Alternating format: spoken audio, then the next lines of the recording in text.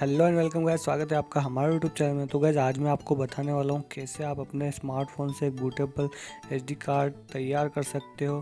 तो सबसे पहले आपको एक 8 GB एसडी कार्ड की ज़रूरत होगी।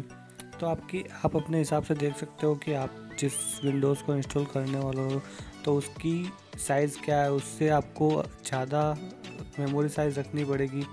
तो गाइस आपको सबसे पहले वो फाइल डाउनलोड कर लेनी है जिसको आप इंस्टॉल करने वाले हो अपने पीसी में। तो मैंने ऑलरेडी डाउनलोड कर रखी है, आप भी कर सकते हो। और फिर आपको एक प्ले स्टोर से एक ऐप डाउनलोड करना पड़ेगा जिसका नाम है thar। तो ये मैंने पहले से डाउनलोड कर रखा है। तो मैं जहाँ पे मेरी फ़ाइल डाउनलोड हो रखी है वहाँ पे मैं जाऊँगा सबसे पहले। तो मेरे डाउनलोड फोल्डर में ये फ़ाइल है। तो मैं यहाँ पे क्लिक करके इसको एक्सट्रैक्ट कर लूँगा।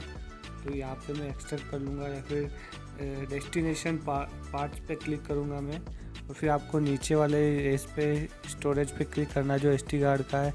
तो आपको दूसरे पे कोई नहीं करना है, जिस पे आपको सबसे छोटा नाम, जैसे 2 एसडी कार्ड आपको शो हो रहे होंगे तो छोटा वाला जो भी आता है उस पर आपको क्लिक करना है। तो मैं क्लिक करने के बाद ओके कर दूँगा और ये मैं एसडी कार्ड को सेलेक्ट कर लूँगा, यूज़ दिस फोल्डर, और अलाउ पे क्लिक कर दूंगा। तो देख सकते हैं आप ये एक्सट्रैक्टिंग होना स्टार्ट हो चुका है। तो गाइस इसमें कुछ टाइम लग सकता है, तब तक के लिए मैं आपको ये बताना चाहता हूँ कि जब भी आप ये प्रोसेस करें तो आपका एसडी कार्ड पूरी तरह से फॉर्मेट होना चाहिए, उसमें कोई दूसरा फोल्डर नहीं रहना चाहिए।